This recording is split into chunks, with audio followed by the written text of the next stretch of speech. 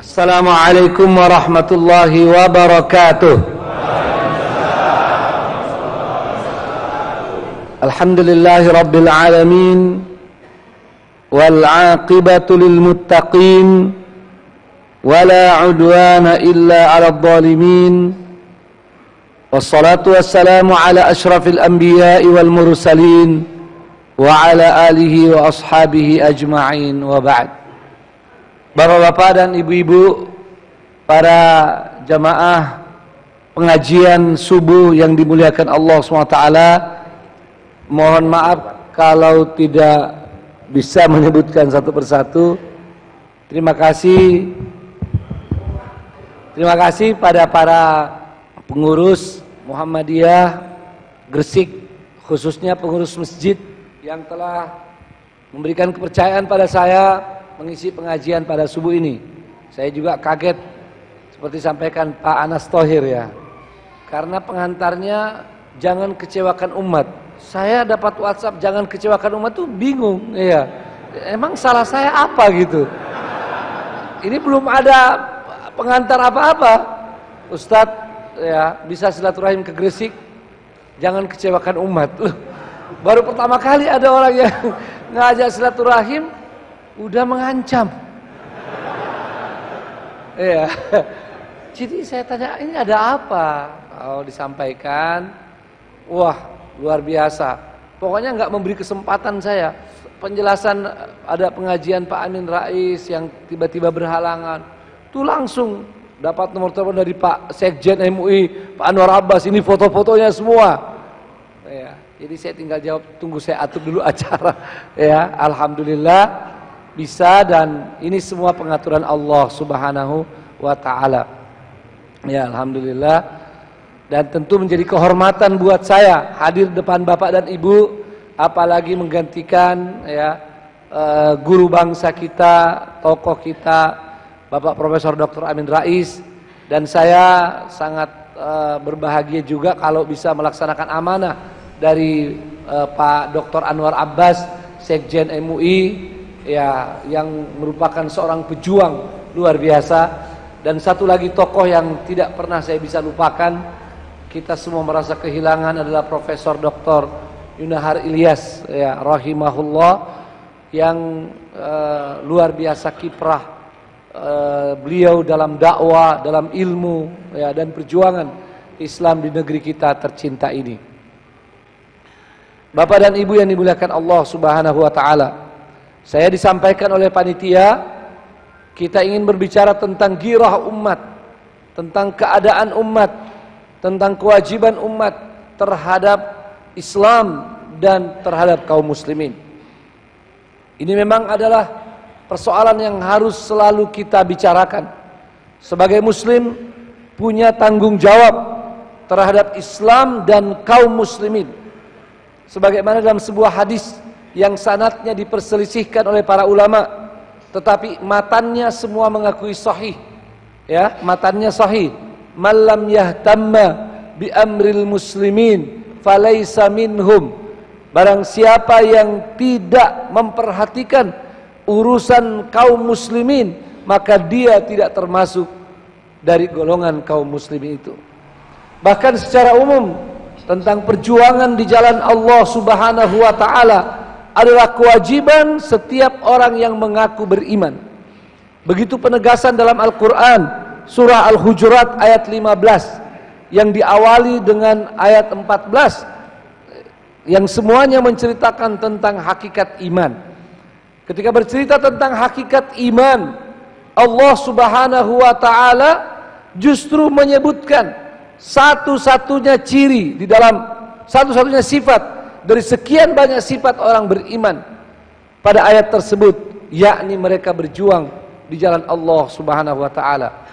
Innamal mu'minuna alladzina amanu billahi wa rasuli thumma lam yartabu wa jahadu bi amwalihim wa anfusihim fi sabilillah ulaika humus shadiqun. Dan sesungguhnya hanya saja orang yang beriman itu adalah mereka yang sangat yakin kepada Allah dan Rasulnya, lalu mereka tidak ragu-ragu dan mereka berjuang di jalan Allah SWT dengan harta dan jiwa atau diri mereka, dan mereka itulah orang-orang yang benar imannya. Ini ayat sebetulnya penegasan tentang hakikat iman. Coba aja Bapak dan Ibu nanti kalau pulang ke rumah, buka Al-Hujurat ayat 14-15. Di ayat 14 itu orang-orang Arab Badui datang menepuk dada nih, ngaku-ngaku sudah beriman, ya. Wahai Muhammad, kami sudah beriman. Sebelum Nabi SAW menjawab, turun ayat dari Allah Subhanahu wa taala langsung. Dan ini salah satu mukjizat pada Rasulullah SAW. Ayat turun memberikan jawaban seketika. Qul lam tu'minu. Qalatil a'rabu amanna, qul lam tu'minu. Katakan Muhammad pada mereka, kalian belum beriman. Ya, kalau kita dibilang seperti itu pasti kaget juga, ya. Tapi di sini diberi penjelasan agar mereka tidak bingung. Diberi penjelasan oleh Allah Subhanahu wa taala, "Walamma yadkhulul imanu fi qulubikum." Karena iman itu belum masuk ke dalam hati kalian. Baru dalam pikiran. Ya, baru dalam pikiran. Tahu Islam itu baik, mau ikut Islam, itu baru pikiran. Belum masuk ke dalam hati sebagai sebuah keyakinan.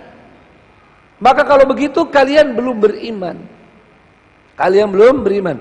Dan ini persis dengan hadis sahih, ya. Di suatu saat Nabi SAW menjelaskan tentang hakikat takwa. Lalu beliau bersabda, "At-taqwa hahuna, at-taqwa hahuna, at-taqwa hahuna." Takwa itu di sini. Ini jangan salah paham. Ya. Takwa itu di sini artinya sesungguhnya ketakwaan itu adalah yang terhunjam di dalam hati. Ya. Iman itu ma waqara fil qalb. Begitulah Al-Imam Al-Hasan Al-Basri rahimahullah memberikan ta'rif, memberikan pengertian tentang iman. Ma waqara fil qalb wa saddaqahul amal. Coba perhatikan tuh, ketelitian para ulama memberikan definisi. Ma waqara fil qalbi wa saddaqahul amal. Apa yang terhunjam di hati dan ditunjukkan, ya, dibenarkan oleh amal perbuatan. Jadi hakikat iman itu di sini. Tapi jangan salah paham bahwa apa yang kita lakukan itu, apa yang kita kerjakan dari ibadah-ibadah itu tidak penting, salah sama sekali.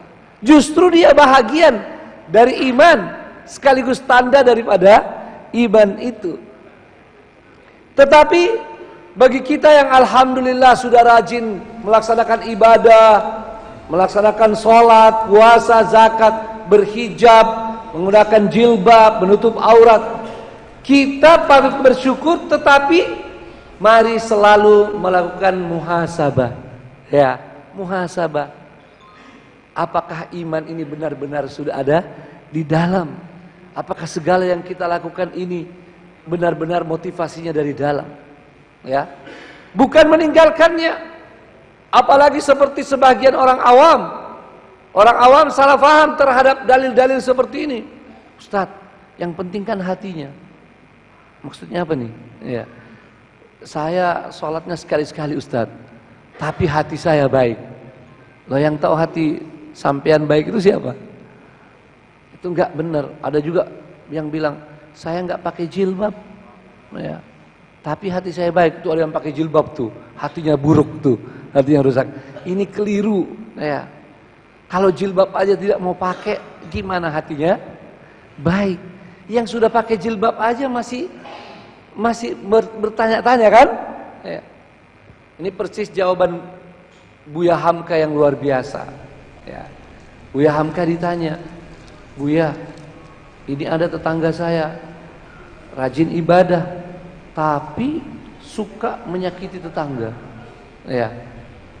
Ada satu lagi tidak ibadah tapi baik pada tetangga. Mana yang lebih baik, Buya? Nah, ini kalau kita ditanya mungkin bingung.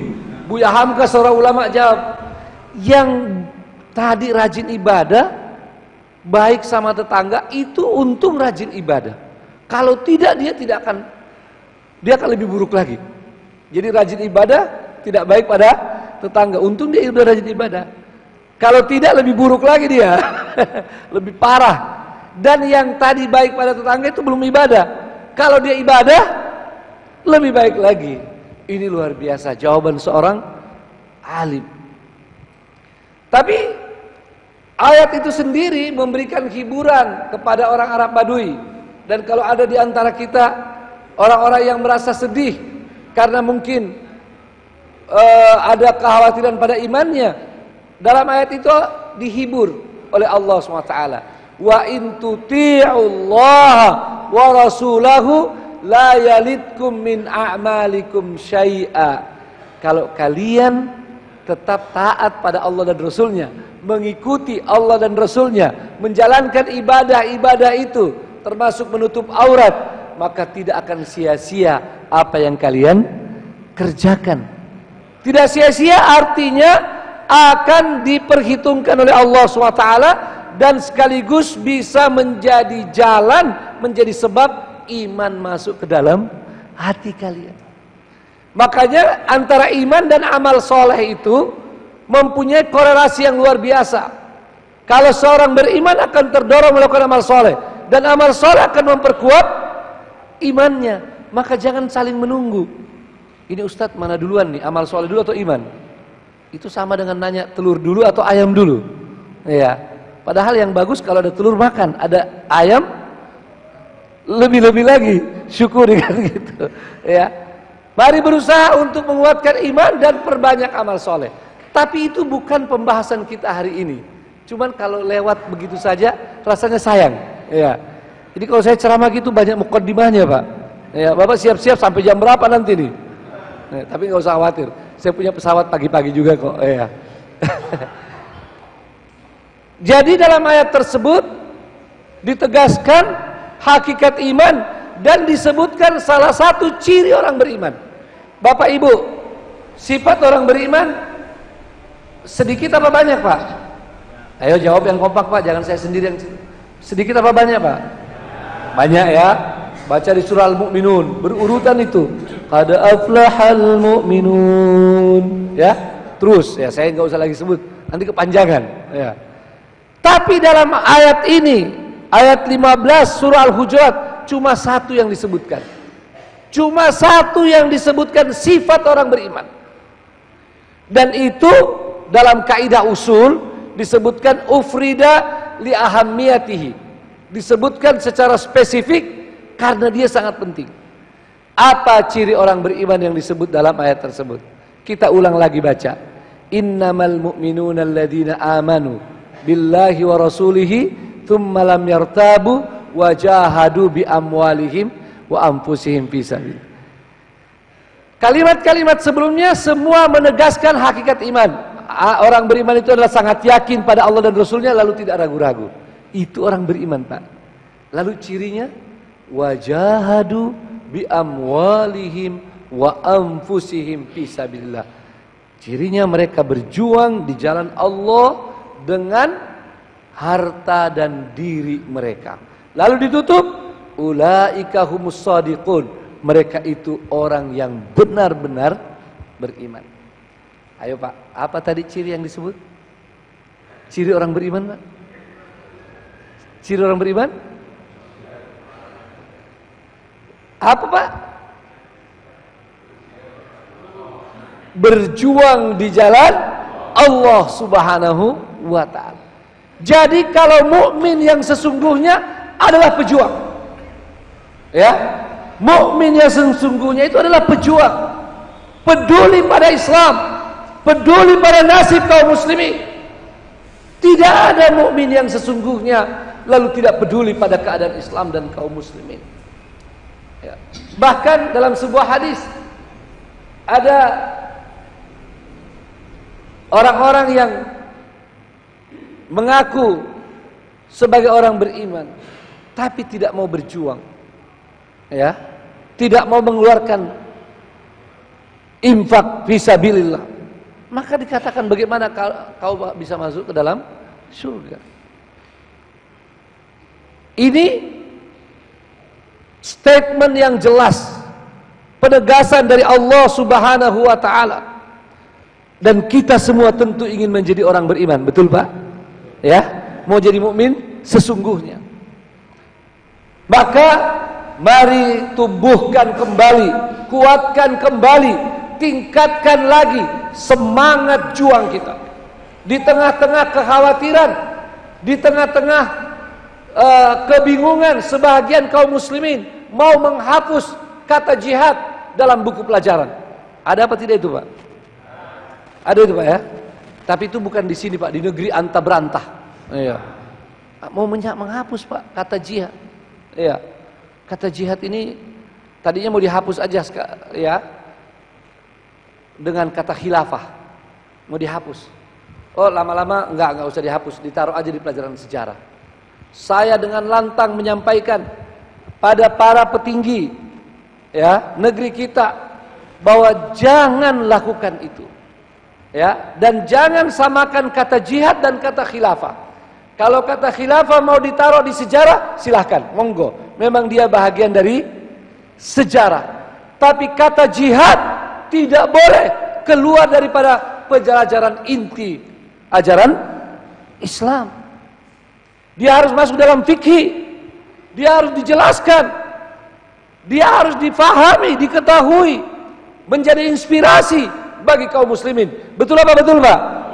Kalau Bapak nggak setuju nggak apa-apa, saya stop aja nih. Ya, takbir. Allahu Akbar. Jadi kata jihad ini adalah merupakan salah satu dari ajaran Islam yang sangat penting, salah satu pokok dalam ajaran Islam. Bahkan dikatakan dirwatu sanamil Islam, dia adalah pelindung ajaran Islam. Kalau ada segelintir orang yang salah paham, yang keliru, yang menyalahgunakan kata jihad, maka itu yang kita luruskan. Betul? Betul? Sama kalau punya beras Pak, 1 liter, ada beberapa kerikil di dalam beras itu. Yang benar adalah buang berasnya atau kerikilnya? Kerikilnya atau berasnya Pak? Kerikilnya. Ini berasnya mau dibuang. Itu sadar apa? Waras apa? Kata jihad ini kalau ada yang keliru, ada yang menyalahgunakan, itu yang diluruskan. Tapi jangan membuang kata jihad. Dan Anda tidak akan pernah bisa. Betul? Tidak akan pernah bisa. Sebab sudah dijamin oleh Allah SWT. Inna nahnu nazzalna dzikra wa inna lahu lahafidhun. Saya sampaikan ini, saya tidak usah sebut nama. Saya sampaikan pada petinggi negeri kita, termasuk pada para ulama yang hadir juga. Saya katakan jangan. Ini berbahaya, termasuk berbahaya pada rezim kalau ini dilakukan. Mengapa? Satu, bahwa kata jihad ini justru para ulama kita yang harus menjelaskannya. Kalau ditaruh di sejarah, siapa lagi yang akan menjelaskan itu? Ya, kita mau biarkan orang-orang yang keliru itu yang menjelaskan. Yang kedua, orang-orang yang selama ini keliru memahami jihad, yang kemudian melakukan perusakan sana sini, bom sana bom sini, teror sana teror sini, akan lebih gampang menuduh rezim. Nah lihat kan, ya ini rezim benar-benar kan bisa begitu. Buktinya kata jihad dihapus, dihilangkan. Itu juga menjadi sasaran empuk mereka.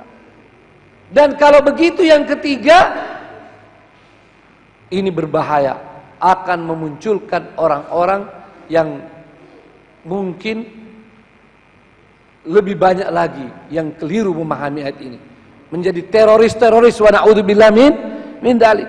Kita ini semua setuju untuk melawan terorisme, untuk melawan berbagai pengerusakan karena memang tidak sesuai ajaran Islam. Tapi kalau kita salah langkah, maka kita mungkin akan menyumbang bagi tumbuhnya terorisme itu.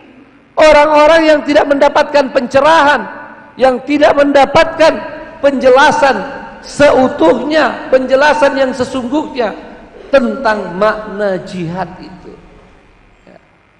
Maka kadang-kadang seseorang itu malah blunder, betul Pak? Itu kalau panik tidak punya ilmu Pak. Padahal kalau tidak punya ilmu, tanyalah para ahlinya, tanya para ulama, tanya MUI, ya, tanya Muhammadiyah, tanya organisasi ormas-ormas Islam yang besar, ya, bisa menjelaskan itu. Ya, ada juga orang di TV meremehkan Pak MUI, meremehkan Muhammadiyah, meremehkan NU, ya, suruh tabayun, ya, seolah-olah dia yang paling ngerti tabayun, padahal bahasa Arabnya aja nggak beres. Bapak udah tahulah siapa itu, ya. Saya nggak usah ulang-ulang lagi, ya. Ya. Sudah dibilang oleh Pak Karni, ini pendapatnya dari MUI sama, dengan Muhammadiyah sama, dengan NU sama, ya, bahwa pendapat itu keliru. Dia malah bilang disuruh tabayun dulu. Asbabun nuzulnya juga dia nggak tahu ayat tabayun itu. Ya. Saya yang sebetulnya nggak selera, untuk menghadapi terpaksa, ya. Tapi ada hikmahnya. Saya itu udah merasa terpancing. Orang-orang bilang, Ustadz cool betul ya, Ustadz itu tenang banget, ya.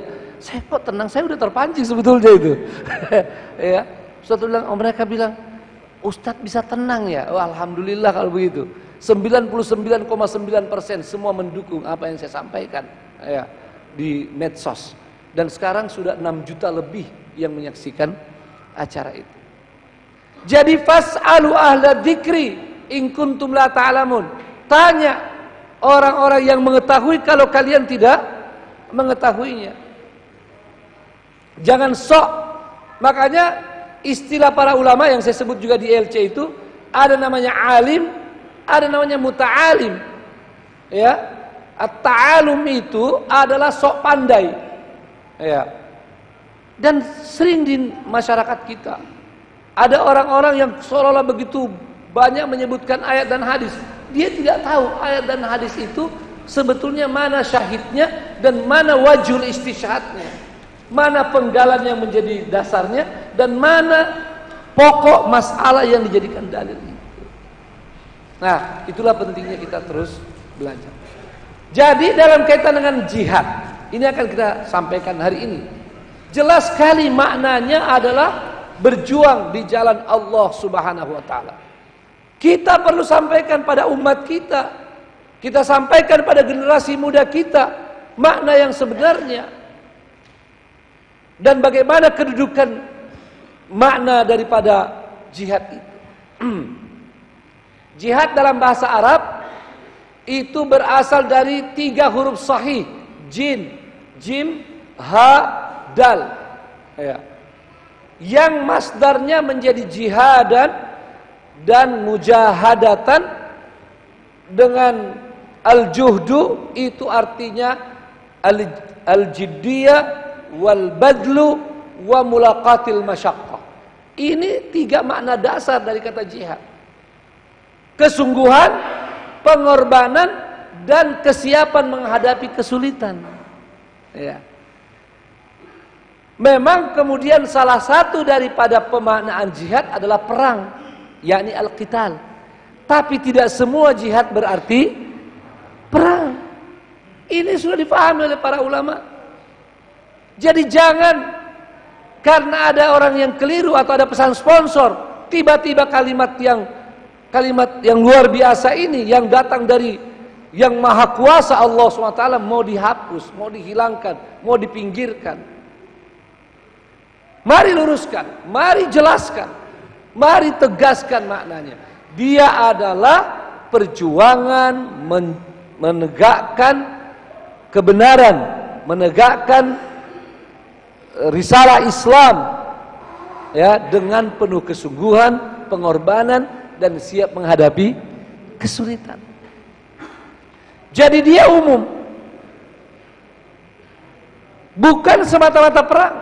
Apalagi perang itu mempunyai syarat-syarat yang luar biasa. Tidak mudah mengumumkan perang, Pak. Ya, tidak mudah. Perang dalam artian qital ataupun jihad dalam makna spesifik itu adalah salah satu syariat Islam yang penerapannya dengan syarat yang terbanyak. Syaratnya paling banyak sekali. Ya. Dan untuk saat kita seperti saat ini tidak terpenuhi syarat-syarat jihad dalam artian qital. Maka dari itu kita gampang untuk mengatakan terorisme, perbuatan teror itu tidak sesuai dengan ajaran Islam. Ya, terang dari Al-Quran, terang dari hadis, terang dari fatwa ulama kita. Tetapi jangan juga menghilangkan makna jihad, ya, sehingga tidak hidup dalam diri kita, dalam keluarga, dalam masyarakat kita, dalam keseharian kita. Sehingga ada, oh Ustadz, jihad itu maknanya umumnya. Iya, maka saya nyumbang ke masjid juga jihad. Saya bilang boleh, tapi sumbangannya yang mana dulu? Kalau nyari uang yang paling bersih, ya, mengkilat, artinya koin. Ya. Nyumbang ke masjid bilang jihad, ya, itu jihadnya dari mana? Ya. Menyumbang di masjid baik. Saya mengeluarkan zakat, Ustaz, itu juga baik. Saya juga kadang-kadang berinfak, itu juga baik. Tapi jangan cepat mengartikan itu jihad. Ya. Kalau itu hanya merupakan sesuatu yang Anda lakukan, ya tidak lebih berat daripada ngasih uang jajan pada anak. Ya. Ingat kata jihad mengandung 3: kesungguhan, apalagi Pak? Pengorbanan. Yang ketiga, siap menghadapi kesulitan. Yang terakhir itu siap menghadapi kesulitan karena tidak selamanya harus sulit. Betul? Betul apa betul, Pak? Ajaran Islam bukan ajaran yang harus kita mencari kesulitan. Tidak benar itu. Dan kita menolak ajaran Syiah, ya, karena seolah-olah untuk taqarrub perlu kesulitan. Lihat kalau Asyura, ya, mukul-mukul badan, ya, melukai badan. Ada nggak Pak itu? Ya, itu asing dari ajaran Islam. Tapi harus siap. Maka seperti keadaan hari ini, jihad apa yang paling diperlukan di negeri ini? Ya, jihad yang paling kita perlukan di negeri ini adalah dakwah, termasuk di dalamnya pendidikan, dan yang kedua amar ma'ruf nahi munkar. Dan kedua-duanya ini sangat lekat dengan Muhammadiyah. Maka di zaman ini Muhammadiyah bisa kembali memimpin jihad untuk menegakkan kebenaran dan menyelamatkan negeri. Siapa atau tidak, Pak? Kayaknya ragu-ragu nih. Ini dicek nanti nih. Tolong ada kalau alat mengecek Pak Muhammadiyah apa tidak nih? Ya. Ya. Muhammadiyah itu jelas sekali, ya, dari awal didirikan dan sudah menjadi moto tentang dakwah, amar ma'ruf dan nahi munkar. Dan saya kira setiap anggota Muhammadiyah pasti hafal ayat wal takum minkum ummatun yad'una ilal khair wa ya'muruna bil ma'ruf wa yanhauna 'anil munkar wa ulaika humul muflihun.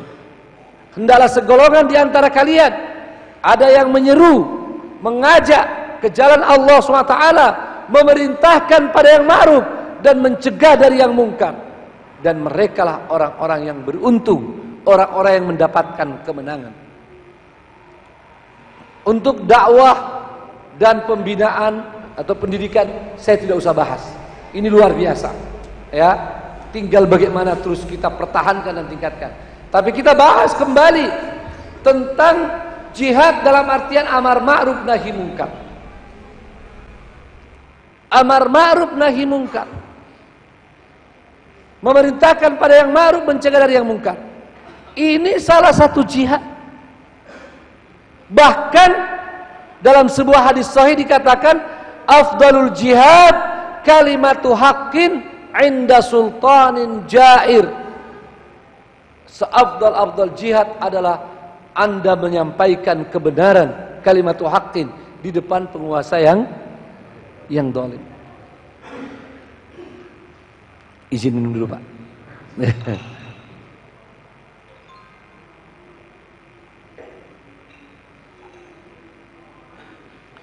Amar ma'ruf nahi munkar adalah menyampaikan kebenaran, memerintahkan kebenaran, ya, dan mencegah dari kemungkaran dengan lisan kita. Ingat, dengan lisan kita, dengan suara kita. Kita sampaikan, ini kebenaran harus dilaksanakan, ini kemungkaran harus di stop, ini kedzaliman harus dihentikan. Itu harus kita sampaikan. Banyak dalil-dalil yang saya kira kita semua sudah hafal, tapi menghemat waktu kita langsung menjelaskan bagaimana pengamalannya seperti zaman kita ini. Misalnya dalam kehidupan berbangsa dan bernegara, kita tidak boleh diam terhadap berbagai pelanggaran, terhadap berbagai kemungkaran. Kita harus bersuara, apakah itu menyangkut masalah akidah, menyangkut masalah moral atau akhlak. Kalau akidah misalnya, bila ada yang mau melegalkan aliran-aliran sesat, apalagi kemudian dapat dianggap mengacaukan agama kita, maka kita harus lawan. Betul? Kita harus bersuara lantang. Begitu juga dalam masalah akhlak, masalah moral. Ketika mau dilegalkan LGBT, ketika ada undang-undang yang bisa mengkriminal orang-orang yang menjalankan ajaran Islam dan seterusnya, kita harus bersuara. Termasuk dalam masalah-masalah kedzaliman, masalah-masalah ekonomi, korupsi misalnya, kita tidak boleh diam. Begitu juga dengan hal-hal lain. Makanya kita patut bangga punya seorang bernama Dr. Anwar Abbas, ya. Saya kira beliau salah satu daripada tokoh umat yang melaksanakan kewajiban ini. Bila ada pernyataan, bila ada kebijakan yang bertentangan dengan kebenaran, bertentangan dengan syariat, bertentangan dengan undang-undang yang kita sudah sepakati, ya, karena namanya ada kesepakatan, Pak. Walaupun kadang-kadang kita tidak suka, tapi sudah kesepakatan. Dan alhamdulillah itu telah dirintis oleh para pendahulu kita, pendiri negeri ini. Atau bertentangan dengan keadilan, seperti korupsi, penyelewengan dan sebagainya, beliau dengan lantang memberikan komentar, dengan lantang mengatakan itu tidak benar. Dan itu adalah sah di negeri kita. Sah apa tidak, Pak? Sah di negeri ini. Undang-undang kita menjamin, Pak. Undang-undang kita menjamin untuk kita bersuara. Ada kebebasan menyampaikan pendapat. Itu salah satu daripada hak konstitusi warga negara. Jadi kalau ada orang yang mengajak kita ikut konstitusi, mengajak kita menjunjung tinggi atau memegang teguh dalam hidup bernegara Pancasila dan Undang-Undang, alhamdulillah kita konsisten. Betul? Kita konsisten. Makanya kita bersuara. Termasuk kalau perlu dalam bentuk unjuk rasa, dalam bentuk aksi, ya, kita datang bersama-sama. Itu dijamin oleh undang-undang. Betul apa betul, Pak? Bahkan ada di sebuah negara, presidennya bilang, saya sangat suka kalau di demo. Silakan datang. Cuma presiden itu kalau di demo pergi dia, di negeri antah berantah itu. Ya, jadi ini undang-undangnya jelas, aturannya jelas. Nah, ini yang harus kita hidupkan lagi. Selain sebagai tuntutan dari syariat Islam, dari Al-Quran, dari hadis, dan sebagai perwujudan kita sebagai mukmin yang harus berjuang melakukan amar ma'ruf, juga sebagai hak dan kewajiban kita sebagai warga negara. Ya, takbir. Maka mari hidupkan terus. Apalagi negeri kita dalam keadaan seperti ini. Kita tidak pesimis saja. Kita tidak prihatin saja. Kita juga mensyukuri hal-hal yang baik. Ya, hal-hal yang baik kita syukuri. Kita tidak menutup mata. Tapi jangan sampai hal-hal yang baik yang kadang-kadang sedikit lalu dijadikan penutup untuk hal-hal yang buruk, hal-hal yang mengkhawatirkan bagi negeri kita. Maka alhamdulillah, dengan amar ma'ruf nahi munkar, minimal kita bisa mencegah sebahagian daripada kemungkaran itu, walaupun tidak seluruhnya. Ya, bapak-bapak bisa bayangkan, kalau di negeri ini tidak ada lagi yang mau bersuara, kalau semua orang diam terhadap apapun yang terjadi, terhadap pelanggaran-pelanggaran yang terjadi, apa nasib negeri kita? Betul? Apa nasib umat kita? Apa nasib bangsa kita? Nah, kalau ada yang bilang itu harus tabayun dulu, apa yang perlu tabayun? Semuanya sudah terang benderang. Tabayun itu kalau nggak jelas, ini udah jelas pun, seluruh ucapannya, videonya. Tabayun lagi hatinya, hatinya mau urusan dia dengan Allah. Ya, kita lagi nggak bicara hati. Benar apa tidak, Pak? Kalau ada yang menyampaikan kemungkaran, apa kita perlu tanya hatinya? Hatinya bukan urusan kita. Kemungkarannya kita harus lawan, betul? Kita harus jawab. Takbir. Makanya dulu ada yang menista Al-Quran, nggak usah tanya hatinya apa. Dia bilang, enggak, saya nggak bermaksud, terserah Anda. Saya minta maaf, bagus, ya. Tapi ini sudah salah. Ya. Gimana kalau tiba-tiba ada orang habis nonjok orang lain? Ya, dilapor polisi, loh saya nggak niat kok. Ya. Tadi kebetulan lagi nggak sadar aja. Ya. Lagi pusing. Nggak ada. Pokoknya Anda niatnya baik, silakan. Mau minta maaf silakan. Tapi hukum harus dijalankan. Kemungkaran harus diterangkan, kebatilan harus dijelaskan agar tidak diikuti. Kalau tiba-tiba ada yang bilang Pancasila itu musuhnya, agama adalah musuh Pancasila, nggak usah tanya niat, betul? Harus dijelaskan itu salah, Pak. Apalagi pakai contoh, contohnya lagi salah. Iya. Jadi mengklarifikasinya juga salah, maka harus dijelaskan. Kalau dia tidak berniat silahkan saja, tapi kita harus jelaskan.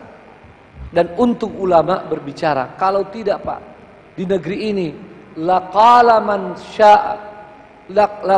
qala bima syaa.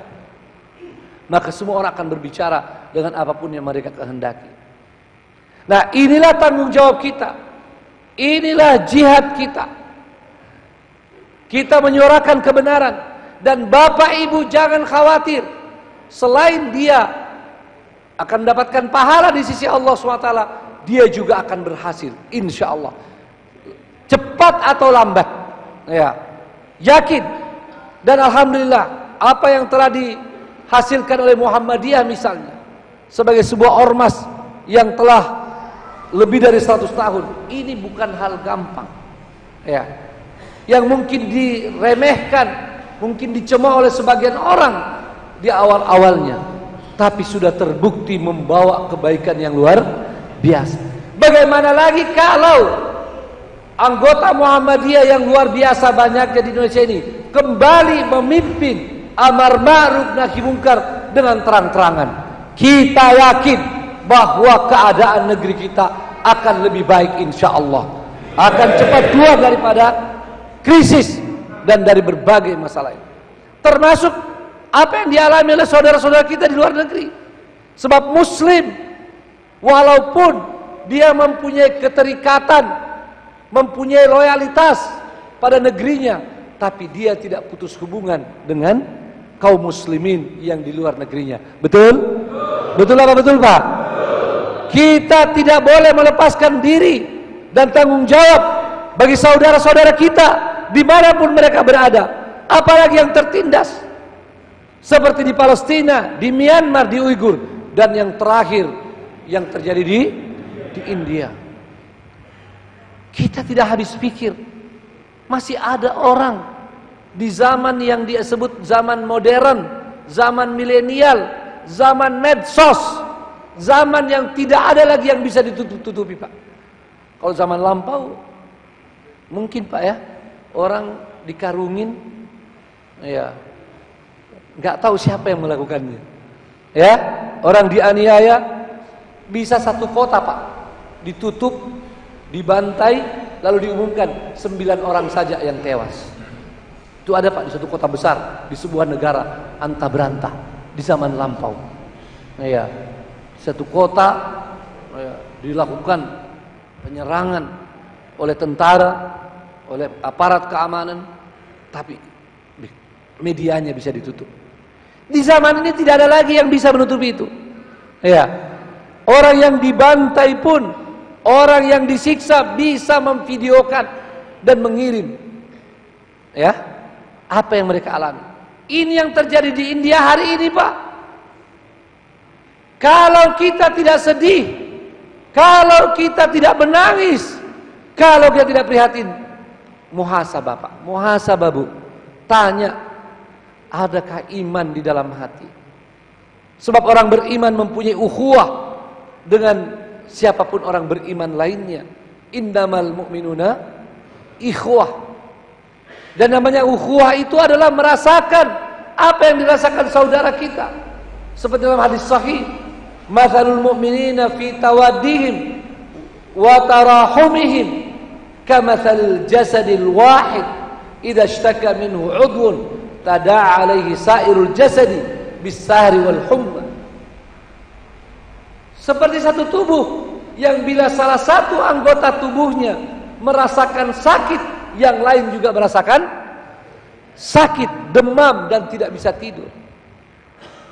Saya, ya Allah, tidak tahu lagi mau berucap seperti apa. Ada orang-orang yang tega melakukan pembantaian, penganiayaan, penyiksaan pada saudara-saudara sebangsa mereka, hanya karena mereka berbeda agama. Itu yang terjadi di India hari ini. Dan itu yang kemarin kita protes dalam demo di depan kedutaan India. Ini tidak boleh didiamkan. Kalau ada yang mengatakan, Ustadz kami tidak bisa pergi ke India, memang tidak perlu saat ini. Sebab kondisi global, tatanan bernegara zaman ini tidak mudah untuk kita bisa datang membantu mereka. Tapi hari ini ada senjata ampuh yang bisa kita gunakan, yakni bersuara, menyuarakan hal tersebut. Kalau kaum muslimin yang mempunyai girah, yang mempunyai iman, peduli pada saudara kita di India, seharusnya di seluruh kota di Indonesia terjadi aksi unjuk rasa itu.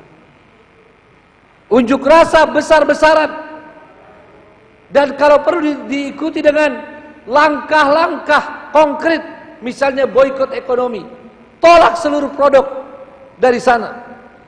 Kalau perlu usir diplomat mereka. Itu adalah merupakan hak kita. Apalagi Indonesia dalam Undang-Undang Dasar 1945 menegaskan untuk menghapuskan penjajahan di muka bumi, ikut menjaga perdamaian dunia.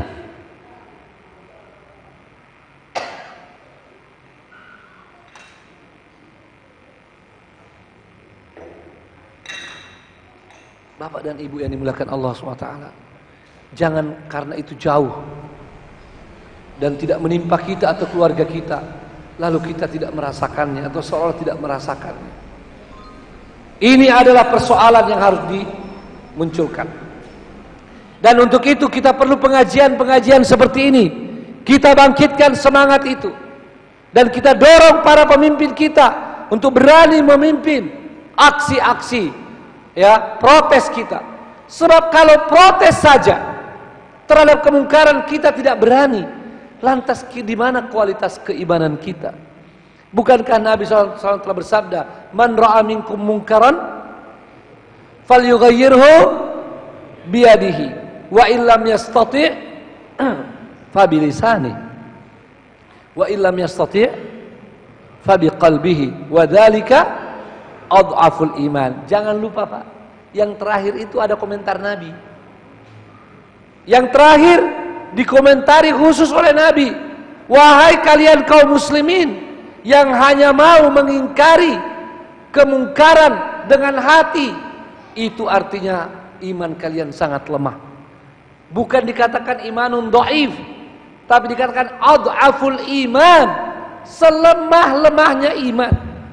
Bapak Ibu, ingin menjadi orang yang paling lemah imannya? Jawab, Pak. Ingin menjadi orang yang paling lemah imannya? Jawab yang kompak. Ingin apa tidak? Tidak. Jawab. Kita ingin punya iman yang kuat, betul? Dan orang yang punya iman yang kuat, orang yang berjuang di jalan Allah SWT. Kita boleh sibuk dengan urusan dunia, sebab itu juga adalah kewajiban kita untuk nafkah diri kita dan keluarga. Tapi tidak boleh urusan dunia menjadikan kita lupa terhadap perjuangan. Kalau itu yang terjadi, maka kehinaan yang akan menimpa kita. Wa na'udzubillahi min dzalik. Dalam sebuah hadis sahih, Nabi SAW bersabda, "Idza tabaya'tum bil'ina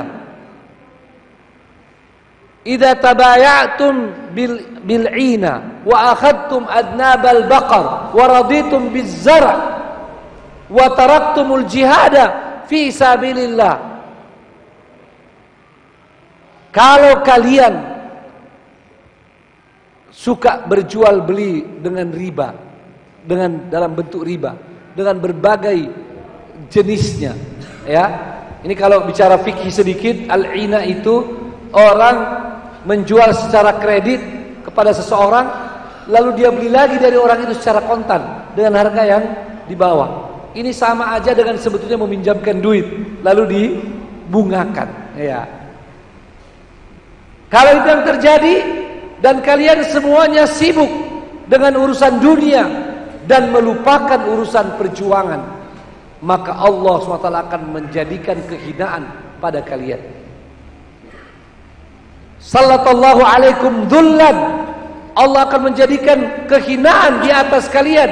La yarfa'uhu ankum atau anhum, tidak akan diangkat kehinaan itu hatta tarji'u ila dinikum atau kama qala sallallahu, sampai kalian kembali kepada agama kalian. Jadi amar ma'ruf nahi munkar adalah kewajiban kita hari ini. Itulah jihad kita. Dan kalau ada kesulitan memang sudah seperti itu. Ya, waktu ada aksi-aksi bela Islam, ada yang dipanggil, ada yang ditahan dan sebagainya, itu sudah merupakan resiko.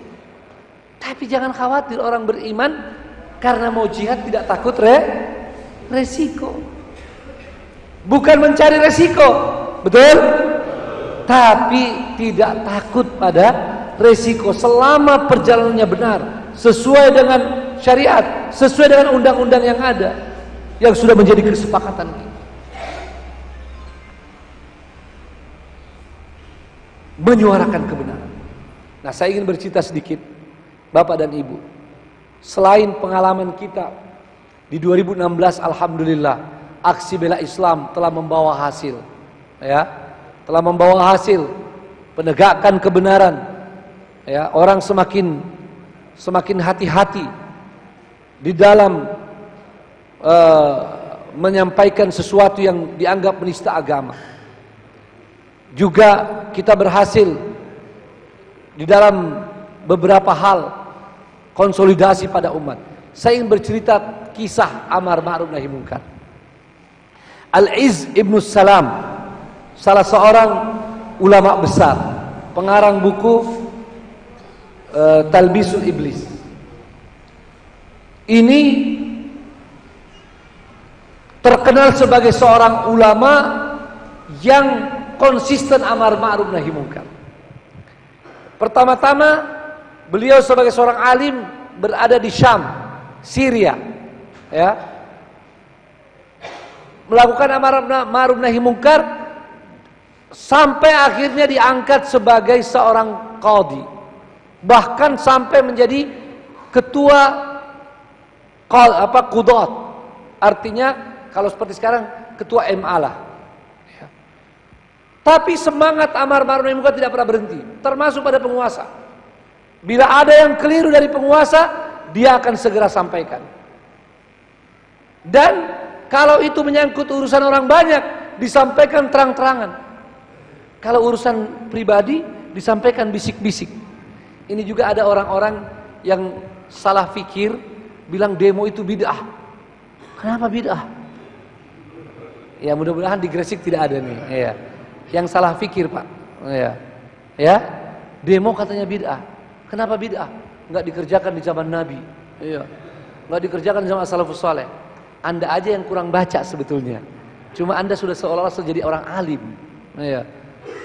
Demo jelas ada dasarnya dalam Islam, pernah dilakukan di zaman Nabi, ada dilakukan di zaman sahabat dilakukan, ya.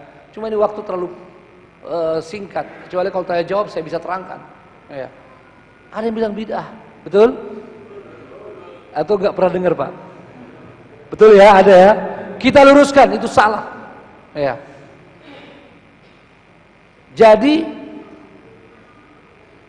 menyampaikan kebenaran, mereka bilang kalau mau nasihati penguasa jangan terang-terangan, bisik-bisik. Kalau terang-terangan itu mempermalukan penguasa. Ada yang bilang begitu gak? Kita jawab, kalau urusan pribadi dia, iya kita bisa bisik-bisik. Itu juga kalau dikasih kita bisik-bisik, ya. Biasanya kita nih apalagi ustadz, mau ketemu penguasa, ngirim surat mungkin udah 30 kali, nggak pernah dibaca-baca. Mau ketemu, paling tinggi bagian tata usahanya, masukin laci atau tong sampah. Tapi itu bukan di Gresik, ya. Kadang-kadang seperti itu.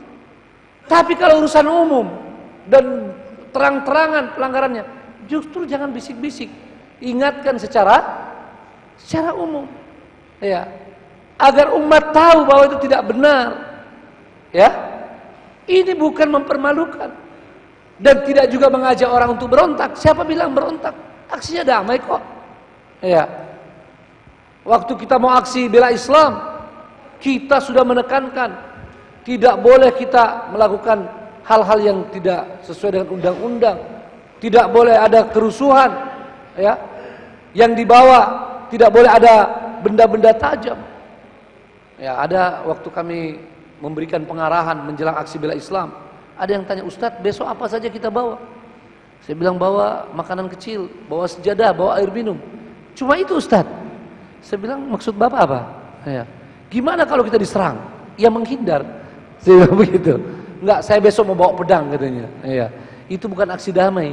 Ya, Anda naik lagi satu tingkat itu. Ya. Dan bukan itu yang kita maksud.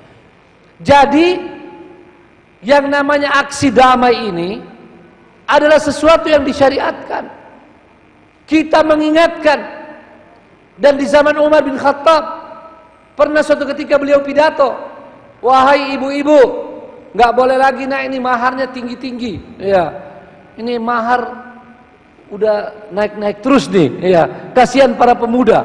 Jadi saya mau batasi maharnya. Ada seorang perempuan berdiri, wahai Amirul Mukminin, apa keberanian Anda melarang apa yang Allah tidak larang? Dalam Al-Quran Allah bilang kalau bisa sebukit emas dijadikan mahar silahkan, sesuai kemampuan laki-laki. Umar bilang benarlah perempuan itu, Umar yang salah. Jadi kalau kesalahannya terang-terangan di media, tidak masalah kalau kita ingatkan secara terbuka. Kalau urusan pribadi dia, jangan kita buka, ya. Jangan kita buka urusan pribadi dia. Ya, misalnya dia melakukan suatu perbuatan kemaksiatan, itu kita bisik-bisik, ingatkan dia. Ini untuk urusan umat. Misalnya masalah korupsi, terang-terangan, masalah penyelewengan, penistaan Al-Quran, penistaan agama, ya, atau undang-undang yang mau diberlakukan yang bertentangan dengan Islam, dengan undang-undang yang ada, harus diingatkan terang-terangan. Betul? Kalau tidak, umat tidak tahu. Umat tidak akan mendukung kita kebenaran kalau tidak disampaikan. Bahkan umat bilang, ada apa nih para ulama semua diam? Jangan-jangan semua sudah dapat fasilitas. Betul? Jadi ulama harus sampaikan. Begitulah Imam Ahmad menyampaikan terang-terangan, walaupun resikonya dipenjara dan diberi hadiah sarapan cambukan setiap hari. Begitu pula Ibnu Taimiyah dan semua ulama-ulama kita yang konsisten di zaman yang lampau. Maka saya bercerita kembali kisah Al-Izz ibn Salam. Dia mengingatkan penguasa, lama-lama penguasanya gerah, walaupun dia sendiri yang mengangkat jadi ketua MA. Ya, kira-kira begitu, ketua Qudat. Diingatkan, Syekh, sudahlah, ya, nggak usah lagi ingat-ingatkan kami. Dia bilang, saya harus ingatkan.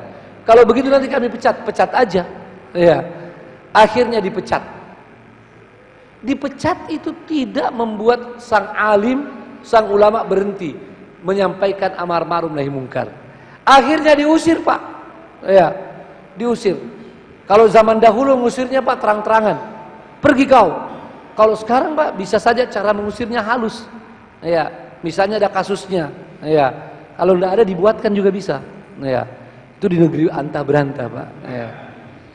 Akhirnya dia pindah ke Kairo, ke Mesir. Di sana, di Mesir, mulai lagi beliau berdakwah, dan karena orang-orang tahu Al-Izz ibn Salam ini seorang alim, maka dijadikan sebagai guru. Lama kelamaan penguasa Mesir mengangkat dia sebagai qadil qudat juga, sebagai kepala, ya, para hakim-hakim.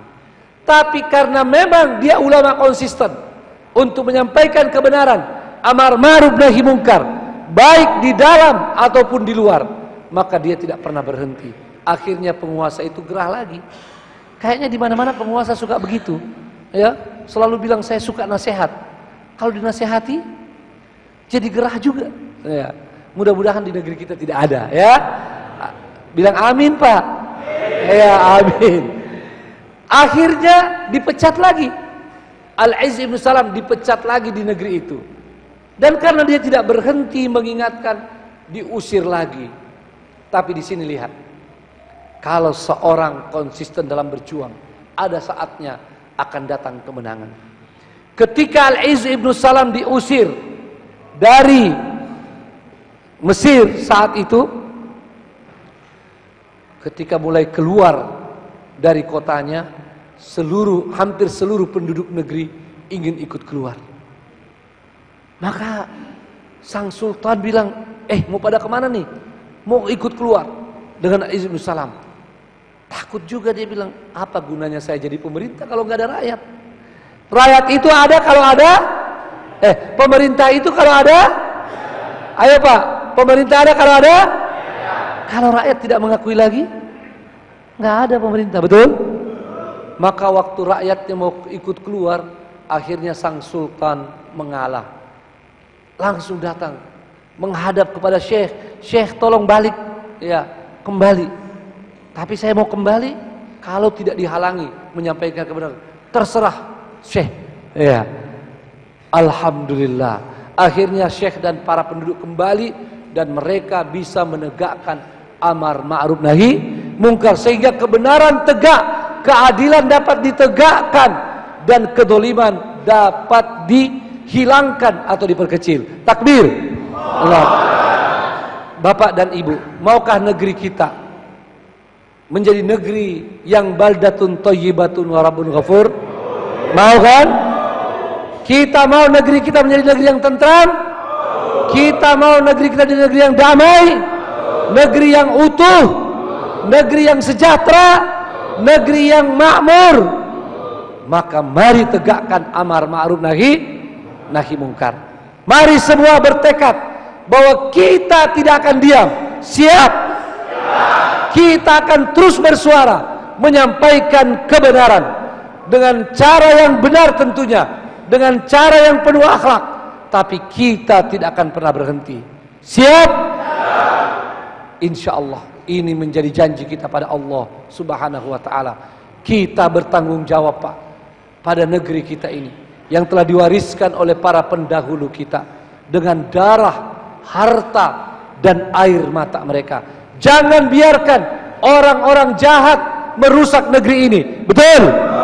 Jangan biarkan mereka kemudian menjadikan negeri ini negeri yang mungkin akan terbelah-belah kalau kita tidak mencegah mereka.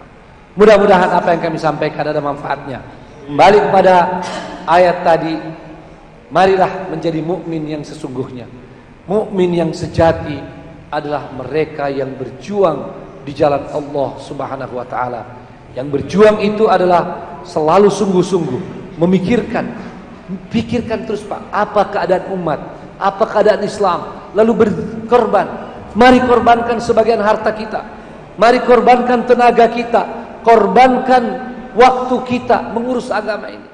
Karena nggak mungkin, Pak, agama diurus, Islam, kaum muslimin dapat kita bantu kecuali kalau kita mau berkorban. Ini alhamdulillah kita bersyukur ada pengusaha kita yang membangun masjid ini yang luar biasa. Mari kita sama-sama saling ta'awun alal birri. Kalau sudah ada yang bangunkan fasilitasnya, mari kita manfaatkan. Mari kita mengajak orang datang ke tempat ini, pengajian, mengikuti pencerahan, dan dari sini kita suarakan kebenaran. Suatu saat kalau perlu selesai pengajian subuh seperti ini, kita sama-sama pergi ke suatu tempat, undang pers, nyatakan kebenaran. Kita sampaikan bahwa kita menolak pembantaian yang ada di India, yang ada di Myanmar dan tempat lainnya. Suara kita akan sampai insyaallah. Jangan khawatir, ya. Sebab Allah SWT bisa menyampaikan suara kita. Wa ma ramaita id ramaita walakinallaha rama, ya. Bahkan di perang Badar Allah SWT mengingatkan orang beriman, ketika kalian melempar, ketika kalian menombak, itu bukan kalian, tapi Allah SWT menyampaikan apa yang kalian lakukan. Maka mari terus berjuang dengan penuh kesungguhan, pengorbanan, dan siap menghadapi kesulitan. Kadang-kadang berpanas-panas, kadang-kadang harus berurusan dengan petugas keamanan, itu hal biasa.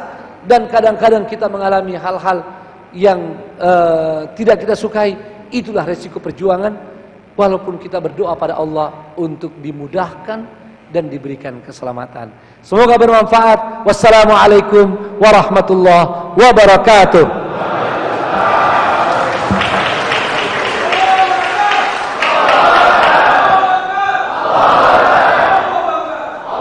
Mohon izin Ustaz diakhiri dengan doa biar kita sama-sama jamaah Masjid Kiai Haji Ahmad Dahlan bisa sama-sama berjihad sesuai harapan kita untuk menjadikan negara kita baldatun thayyibatun wa rabbun ghafur. Monggo.